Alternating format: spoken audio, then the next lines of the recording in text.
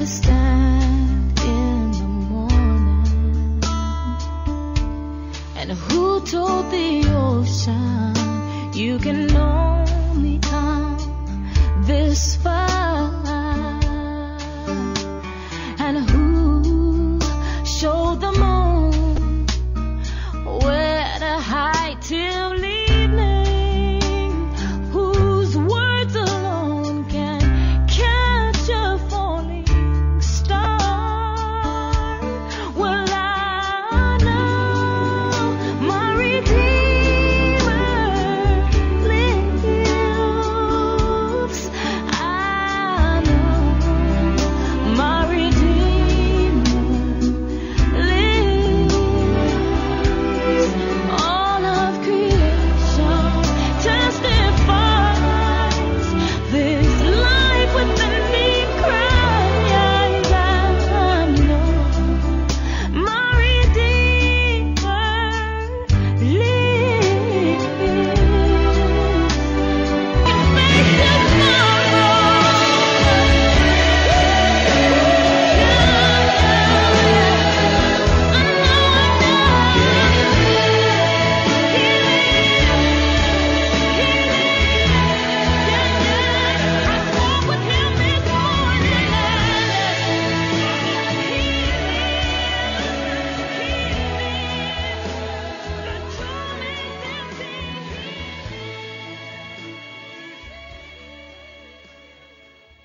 Face up to you for how far you have brought us.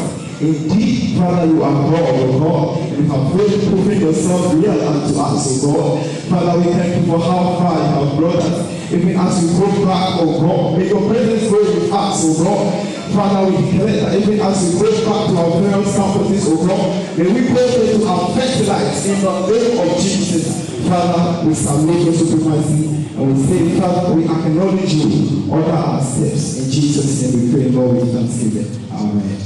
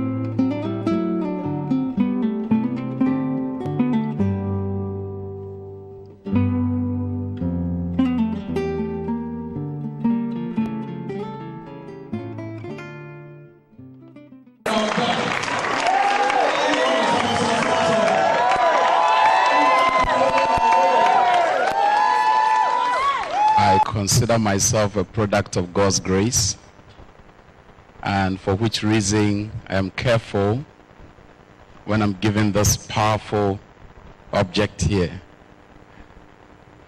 It's a very powerful place to stand. You can ask people to lie prostrate, and they will all do it. You can ask them to jump, and sometimes even ask them to behave like insane people, and they will do likewise. My chairman shared something with us that he went to a program, and the person who was leading is a prophetess. And she said in Chi, "Mepe mema nkwasiafo aduonu. Na wabeba afode mbema nkwasiafo aduonu. 20 foolish men to come and give an offering."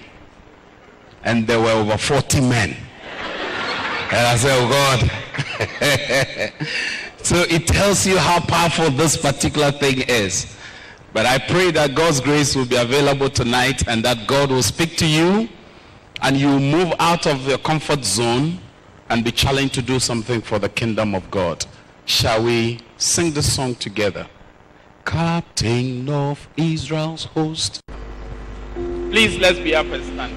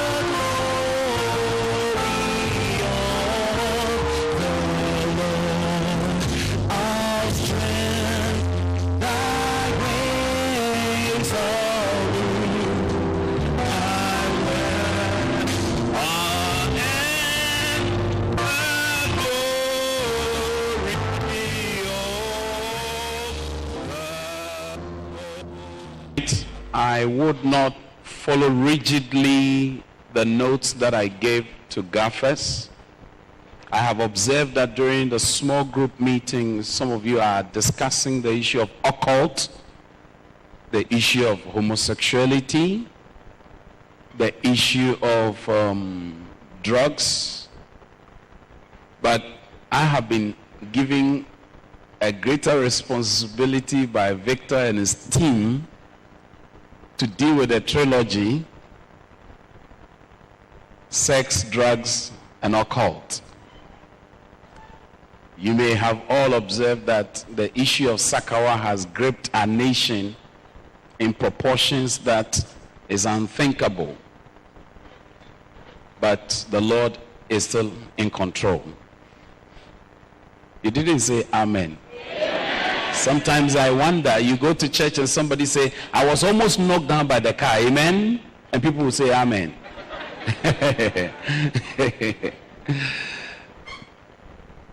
The Lord is good. And so what I have done is that I have 3 sub-themes from this, the Christian response to sex, drugs, and occult. The first one is the senseless sexualization of the sanctity of human sexuality. That's a rather long one. It's loaded because the sub-theme itself speaks volumes. Secondly, the deadly damage caused by drug use and dependence. Thirdly, the orgies and organs of occultism or satanism. It's interesting to note that these things tend to go together. Because if you find young men and young women dabbling in occultism and satanism, you're most likely going to find people involved in deviant form of sexual behavior. You would also likely find people who are using drugs, and it comes with its own music. And some of you, I'm not aware, but you know, hip-hop, for instance, is a religion by itself. It's a religion that is having an agenda to dethrone Christianity from the popular culture. And that is why BBC would hardly play gospel, but will play everything hip-hop. Mainstream media doesn't like Christian practice, but everything hip-hop would be celebrated. And we are in the midst of what is referred to as the postmodern culture. And postmodernism has its own peculiarities compared to what our fathers were aware of. We have heard of the pre-modern times, we have heard of the modern times, and currently we are in the postmodern era. And in the postmodern era, one of the things that is predominant is that truth is defined by the individual. And so what you call truth may not be what I call truth. And so here things like opinions are like noses, each one has got one, and each is valid and must be celebrated. One man's meat is another man's poison. And the whole issue of human rights being pushed by the humanists.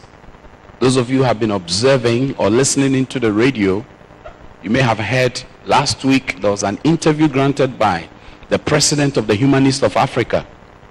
He's a Nigerian and they've just come to Ghana. And when you go to the sites of these guys to read about their agenda for this nation, the church must really sit up.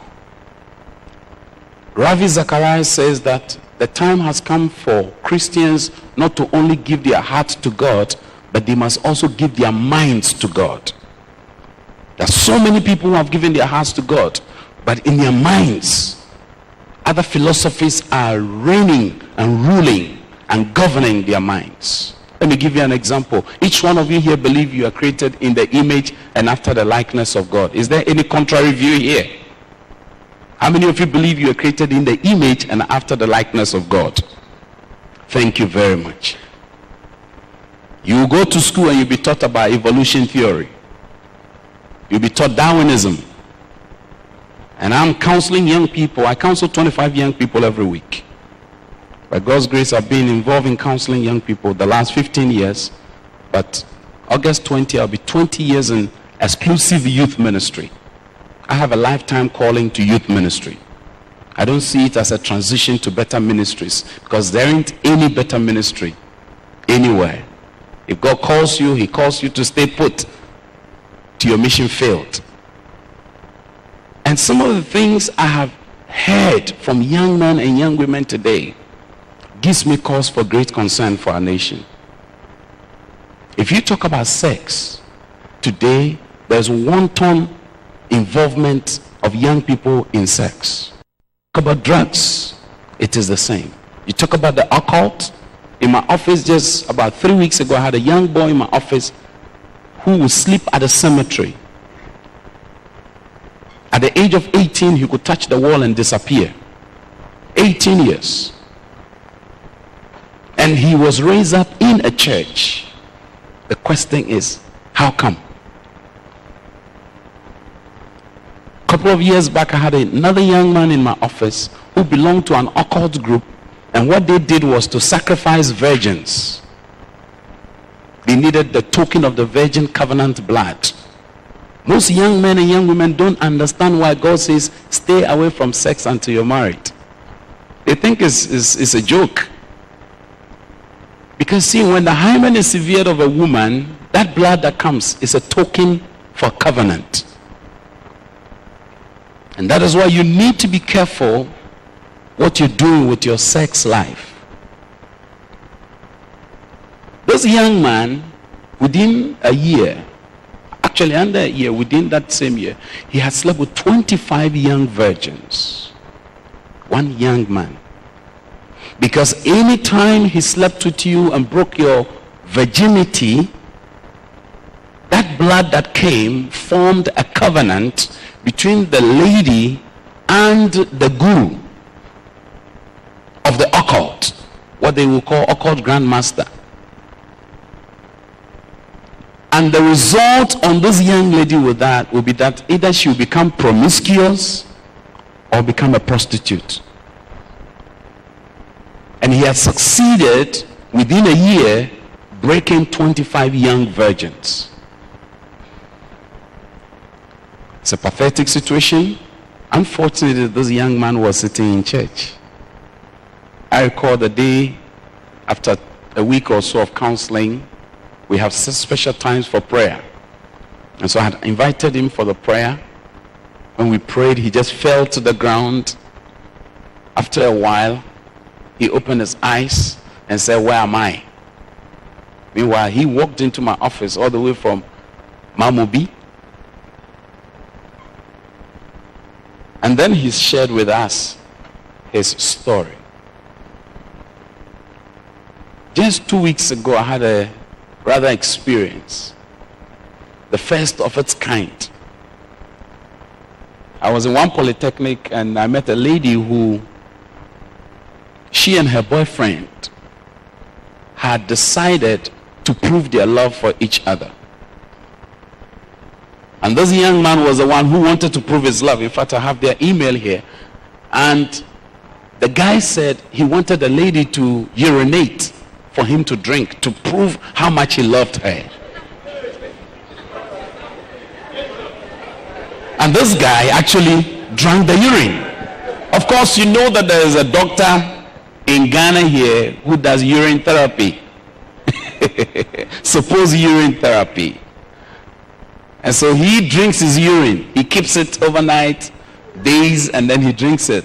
Why? I don't know, but he seems to enjoy it.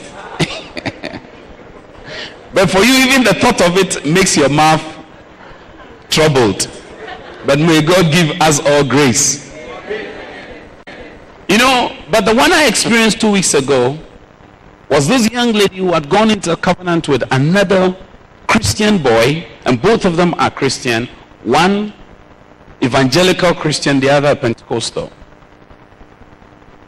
And they had gone into a covenant situation, and what they did was, this young lady was a virgin, and so they decided to break the virginity. And when they did, the blood that spilled, this young man licked all the blood.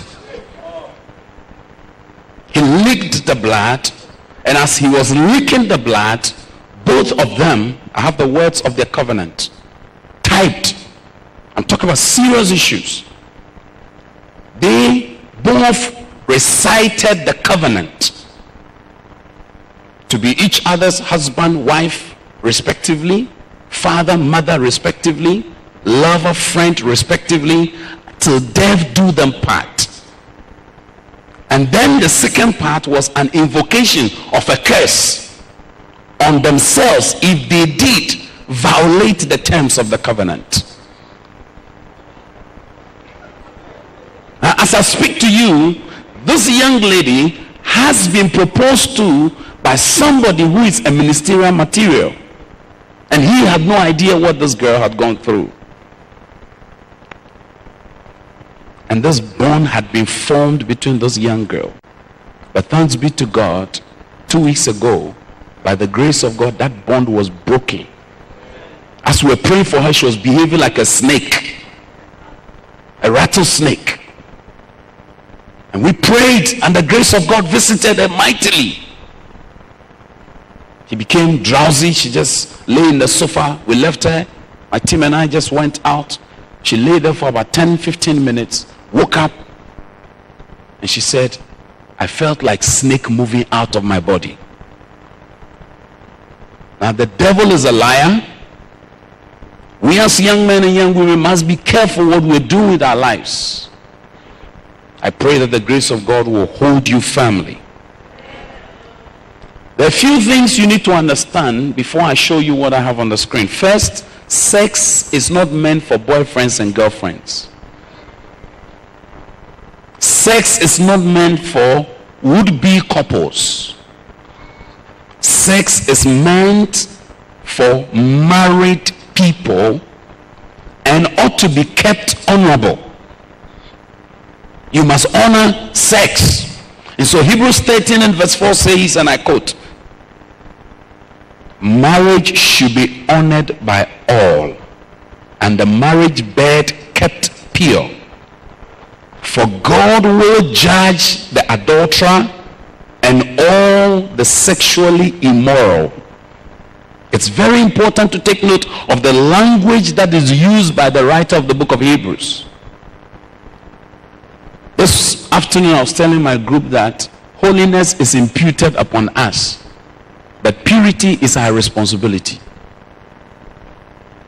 You are not born with purity. Purity is your responsibility.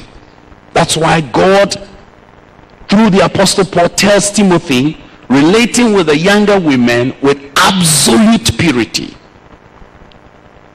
And the underlining word is absolute.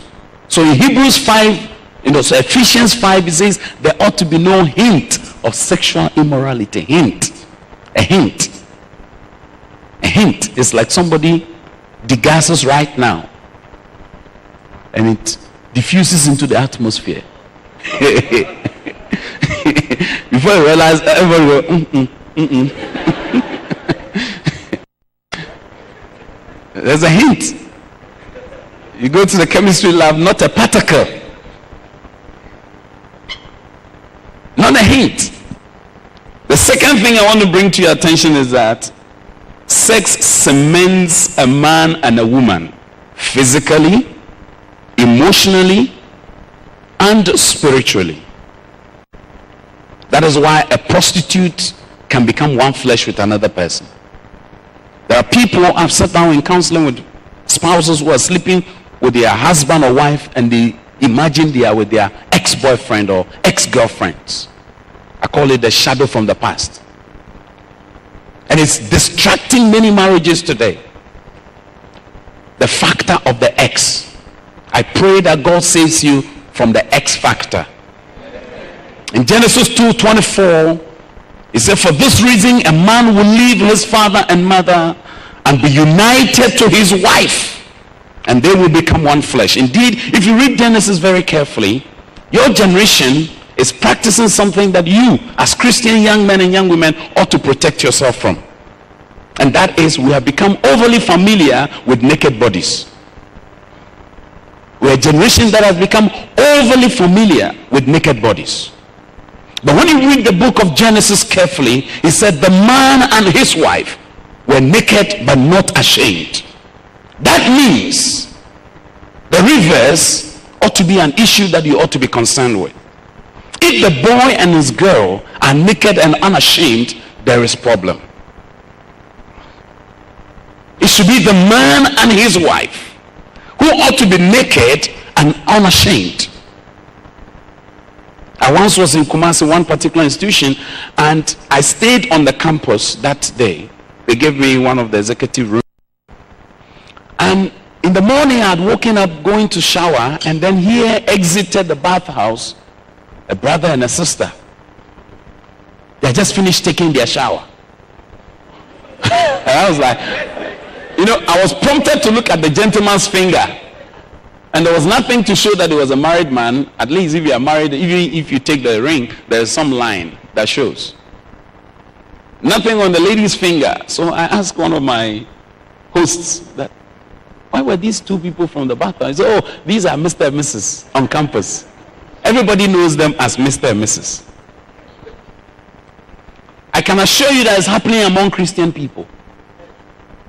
I've been to many universities in this country, and you hear Christian brothers and sisters doing these things. They're actually living together, cohabitation.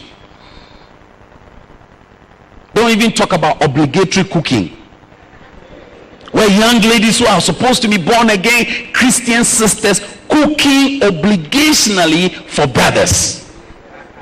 Why? This ought not be heard amongst us. It is the legacy of the unbelievers, not us. And Christian brothers have become so lazy on campus. So lazy. And they are worrying the Christian sisters. I pray that it shall not be you. The survey covered 1,223 senior high school students, mostly aged between 16 and 18. Professor Samafrani, who has just been, I think, inducted into office as their new chairperson, was the one who did the professional analysis. And this was done at KNUST, the Department of Planning. We were eager to read the report. And I'll jump some of the...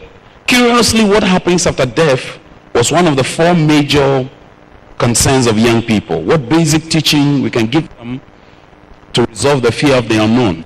Next, the survey included a few questions on the issue of sexuality of young people. In answer to the question, have you ever had premarital sex? Indeed, I have a big problem with the issue of premarital sex. It connotes preliminary. So I never use the word premarital sex. I use non-marital sex. Because you see, if somebody wants to change your value systems, they need to change your language. That is why you hardly hear fornication. All you hear is affair. Affair and fornication don't carry the same weight.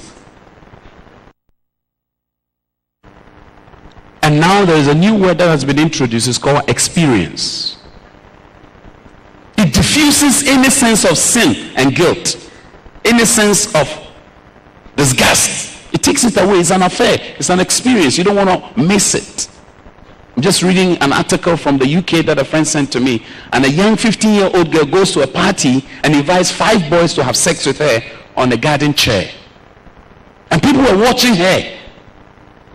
15-year-old girl. That's the level to which they have descended. Unfortunately, many young men and young women in Ghana want to look more American than Americans.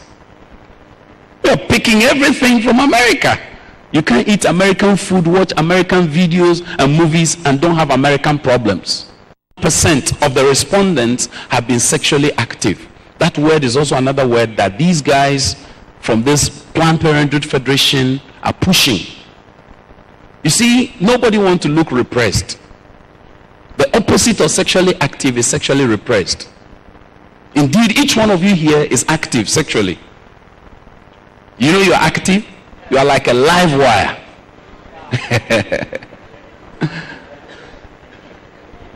Are you sexually involved? Well, the agenda is so big that sometimes there was a strong correlation between those who had a girlfriend and those who had been involved sexually. And from the research. Then they said, it was very strange that 9.1% responded that they have ever been involved in homosexuality and lesbianism. Remember, the data was 1,223. And out of it, 25.1% have had sex. Some more than once, some once. And 9.1% had practiced lesbianism and homosexuality. We were in a prayer meeting where somebody was sharing with us how now even lesbianism has taken an occultic dimension. I met 2 young ladies who had a covenant and put it inside a padlock and threw it in a school well. Covenant. Some are throwing it in rivers and making all kinds of commitments. My dear brothers and sisters, I've said all these things for you to understand that the issues are really frightening. Right in Legon here, there was a gay party. Homosexuals had a party. It was organized by a 21-year-old boy. On his 21st birthday, he decided to invite all gay activists from all over the country. They met just here, Pentagon. It was a big event. Indeed, it was captured by the Statesman newspaper. Somewhere I have it hidden. The Statesman published an article in its front page with these young guys. And there are clubs all over. Those of you who have been reading Uncle Ahlija's material, you will see. Gay nightclubs all over. Well, it's a battle for the truth. Jesus said that you will know the truth, and the truth will do what? Make you free. He didn't say set you free. Read your Bible carefully. Make you free. There is a very powerful woman by name Oprah Winfrey. She now has a new church. It's called the New Earth. It's an earth movement. There's a new principle called Oprah Spirituals. She says she sat in church and her pastor was preaching, and the pastor said that God is a jealous God. And she said, if God created the whole world and can be jealous of human beings, then he's not worth believing in. All the good things she's doing is a new spiritual movement. It started with 300,000 congregation members. In 1 month, they had hit 6 million already. And it's an online thing. It's a virtual church. They are meeting on the internet, chat rooms, Facebook, and they are deeply. In 1 day, she led 2 million people around the world to do transcendental meditation. She said that Jesus is not the only way to God. I have the videos. I don't have time, but I would have shown you the videos. You hear her say that what you call God may not be what I call God. For some, God is sound. For some, God is light. For some, God is goodness, kindness, mercy, peace. So the fact that somebody doesn't call what you call God, God, doesn't make them wrong. And there is not one way to God as you call God. There are several ways. But Jesus said, I am the way, the truth, and the life. No one goes to the Father except by me. You want to be very careful with Oprah. I will say it boldly to all of you. Anytime you're listening to the media, be careful. Watching media clips, be careful. What you need in dealing with the media, because the media is the proponent of all the ideologies today, is the engine room. The media does at least 3 things. First, it presents an unreal view of our world. The media also oversimplifies life. And finally, it desensitizes its viewers. It uses the power of subliminal effect or suspense to draw people into activities that happen through the media, whether it is sound, whether it is visual or audiovisual or print. When you are behind the television, you are most vulnerable. If you are not a discerning viewer, you are most vulnerable. If you are listening to the radio and you are not a discerning listener, you are most vulnerable. I am praying to God that you will begin to discern. I said you will begin to discern. Amen. May the Spirit of God give you the eye that can sift through what people say. Don't just take things hook, line, sinker.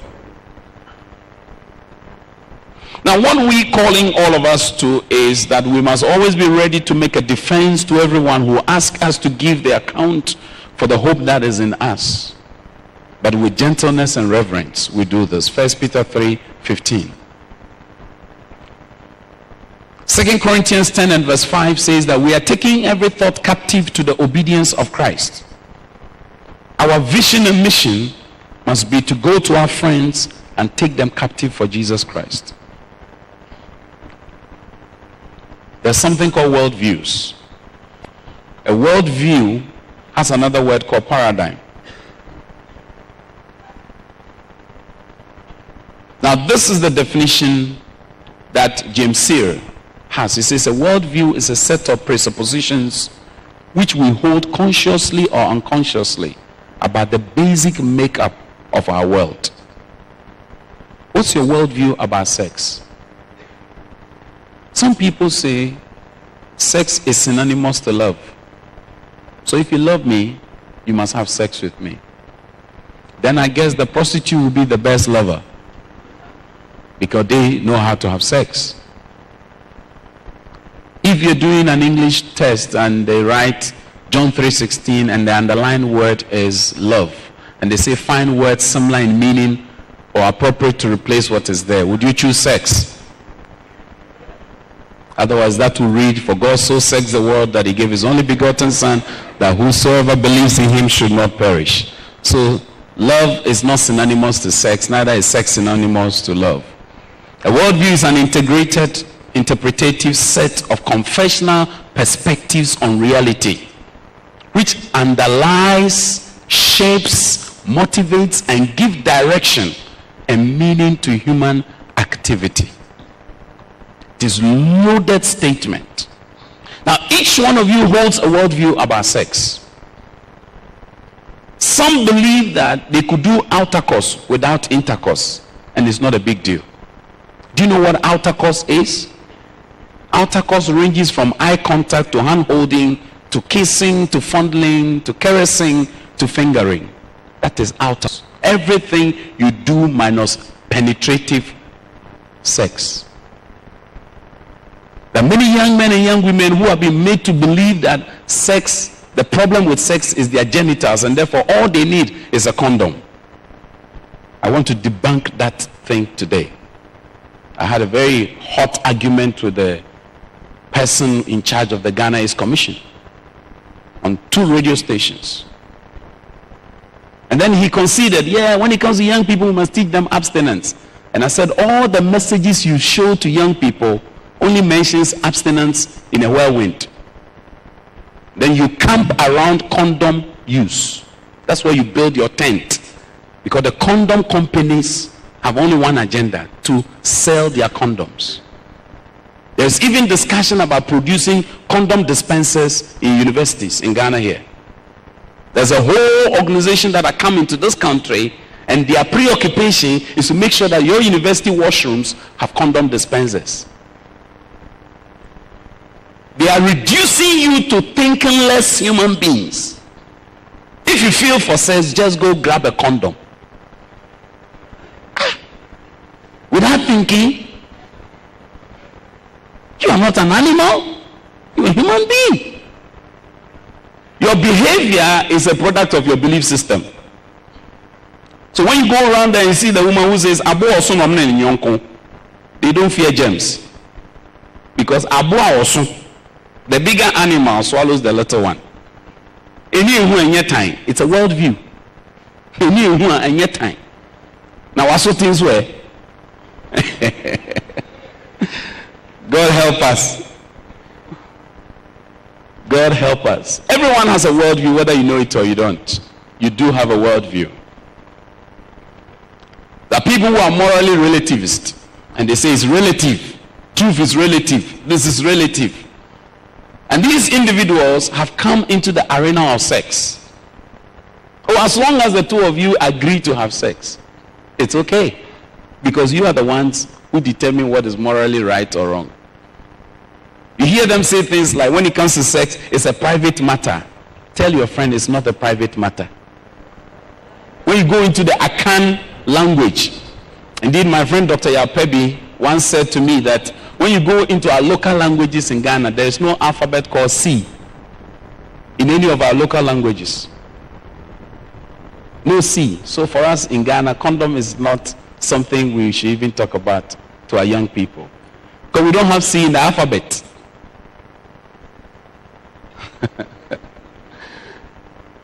I pray that you and I will be wise in our dealings with ourselves.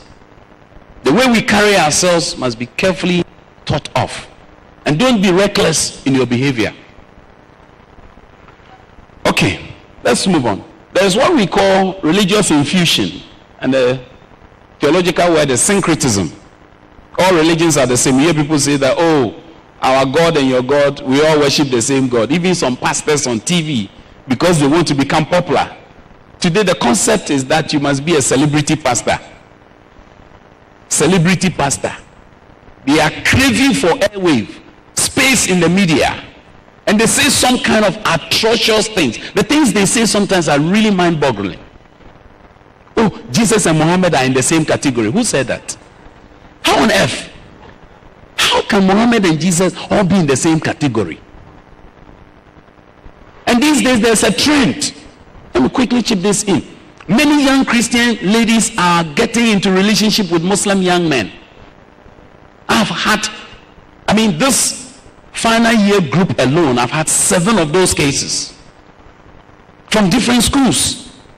Going out with Muslim guys. Listen, Amongst the Muslims, the young men are encouraged to marry Christian women, but the young Muslim ladies are discouraged from marrying non-Muslims. Why? Because when he marries you, you will definitely have to go to the mosque, because there's a very strong patriarchal system where you must obey before you complain. And so I want to plead with those of you who are here. There is also a system that says that whatever works is good. That's pragmatism. And the postmodern thought is that there is no truth. There's no truth. And so you hear people say that when it comes to sex, it's private. It's never private nor personal. Because sex in its effect has implications for society. And so the accounts call it sex outside marriage, they call it a dramine. Sex between people who are not married and persons who are married is also called dramine. Why? Because with dramine, you are dividing the nation.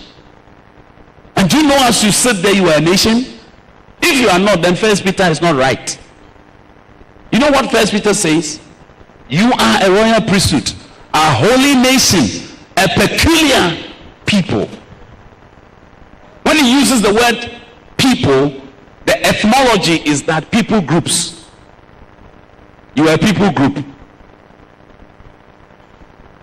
Hedonism, pleasure is the ultimate good. And this is where the whole agenda of sex comes in. The ultimate of human beings is that pleasure is the ultimate good. And these are the lenses through which these people look at sex. They look at sex from these lenses. And you young men and young women ought to be careful what lens you look through in talking about the issue of sex. Sportsmen and women can live together and marry or don't marry. Indeed, I was reading recently Oprah's interview on CNN about the guy she's staying with. And they've been living together for almost 21 years or more. And they asked her a question, are you contemplating marriage? She said, no, marriage is out of the question. And yet this woman becomes a role model for many, many, many young Christian girls. I'm wondering, what do you call celebrity? In Ghana, MTN can put Abodam on the card. Abodam can be a celebrity. Even the name alone. When we were young, when you hear Abodam, you have to run away for your life. Yes, Abodam. Hey, any man play baby te. Abodam. There's somebody walking in Accra called One Love Kubolo. Man, Kubolo. And today, the philosophy in dressing, it's creeping into the church. Young girls look like prostitutes, guys look like gangsters. In rocker wear and coming and look like ruffians. We need ambassadors. Look at an ambassador. His dressing is different. Ambassadors carry out the mandate of the one who he represents. Who do you represent? Jay-Z? Jay-Z or who? Big famous. Naughty by nature. What has come is called tolerance. These days when you talk, especially I have the opportunity to go to the radio stations and TV network to talk. And sometimes when you talk, they say you are too rigid, Be a bit tolerant. Tolerant. Today's tolerance is a big T, capital T. I was invited to address a group in Holland, the International Foster Care Organization. And little did I know that there was an agenda that was hidden. Right in one of the plenary sessions were seated two homosexual men who had adopted children. And they showed us a video, the two fathers. And I was wondering what the two fathers could be. Apparently were these videos that have been simulated and choreographed about these two men and the way they took care of their children. And we're going to use it as an advocacy tool to lobby for homosexuals' right to adoption. You won't bring forth, but somebody must bring forth so you can adopt. And I got so furious. I got out of the meeting and went to my room to sleep. One of my friends came, you are too intolerant. And I said, look, if somebody goes to Libya to preach, he will be arrested and killed. You heard about the young Ghanaian who went with tracts and was arrested? Let a homosexual walk in Accra right now and say, I'm gay and I'm proud. All the human rights advocates will hang around him, protecting him. But if you say you are a Christian, they will not give you the airwaves. In fact, today in America, a lot of preachers have been taken off the networks, public networks. Crosses and symbols of Christianity have been taken off. And here in Ghana, you find young men wearing t-shirts with Bob Marley in front. Some are even bold to bring it to church. Bob Marley doesn't represent anything that Christ talks about. If you've got the Bob Marley stuff, go through them somewhere. You ought to be a person that epitomizes and radiates Christ. Knowing Christ and making him known must make you a radical. I was in North Africa and we had 10-year-old kids who could put a bomb on them and go to a crowd and detonate it. 10-year-old kids. I was in Mozambique after the war, and you should see how children were mobilized for destruction. I think what we're lacking in the church is radical young Christians who will be like the people in Hebrews 11 who walked by faith, not by sight. Unfortunately, in Ghana, most of the preachers preach about faith as if it's just about grabbing things. Faith is only seen as grabbing things, receiving things, as if God is a Father Christmas.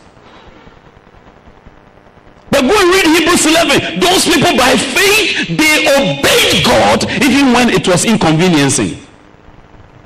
Today some preachers on TV have become very popular. Masses of people, and they say, if you're a Christian, you mustn't suffer. I had one pastor, and that pastor said, God forgive this man. Say if you're a Christian and you fall sick, you are not a Christian.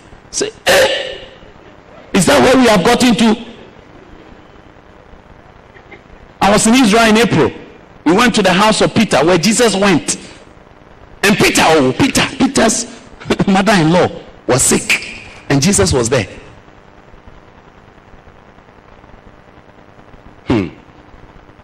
Somebody say, God have mercy on us. Let me mention a few lies about sex that the world must know that we are ready to challenge. The first one is loving has no relationship with sex. Having sex does not mean you are grown up. A young lady said to me, this elderly man in my house said, Akosi awasu. Said, but I said, I said, "Nasa unufu na aba veveve. Wasu, unam ha na wasay." There are wicked adults around though. Hey, unam ha na wasay. Having sex makes you look cool. Virginity is a burden. Of course, it's difficult holding on to your virginity in a world where it is trivialized. Some say everybody is doing it, and if you don't, there is something wrong with you. In America today, a lot of the young guys and girls who are not in relationship are made to feel that they are lesbians or homosexuals. They call you all kinds of names. Sex is no big deal. It's just recreation without consequence. Oh, Lord. You can't say no to sex. Let me just say this. Your genital is not your problem. Your brain is the issue. When it comes to sex, the brain is the boss. The brain is the boss, not your genitals. So rather than worry, can you breathe in quickly, each one of you? In, deeply, out. Prostitutes. They are in the church. Oh, you don't know? You see, the concept of a prostitute is one who has reduced their value just for monetary or economic gain. That means that there are people in the church who are practicing prostitution. Let me show you something. Look at this article in The Spectator. It says, sex workers give more in church. This was Mirror, Saturday, January 17th, 2009. Prostitutes are giving more in church. So there are people in the church who are practicing prostitution. There is the issue of incest, family relatives having sex, cousins. Adultery, you know what it is. Sex with somebody who is married and you being single or unmarried. The issue of abortion. Abortion is now a multi-million-dollar industry. Today, they are rolling out something they call comprehensive abortion care in Ghana. And I'm surprised church leaders aren't reading. Today, there are places where you can get easy abortion. You just go and get it. You go to Choco. The young girls have something they call Choco Bomb. Choco Bomb. When you get pregnant, you just insert it to implode. Boom. You bleed for about 2 weeks and you are fine. I met this young girl, 21 years, been to bed with 31 men, done 6 abortions. And she was suffering from post-abortion trauma. And nobody told her about that. I was in a meeting, spoke somewhere, and there's this gentleman who is a practicing doctor. He used to do abortion a lot. He said, until he became really converted, sometimes he sits in his consulting and he can feel the sound of children crying in his ears. He goes to bed, he has to take some drug to knock him off to sleep. But the Lord saved him. And he said, I refuse to be a paid assassin. Go and read the original Hippocratic Oath of doctors. One of them says that I will not give any person drug to terminate a pregnancy.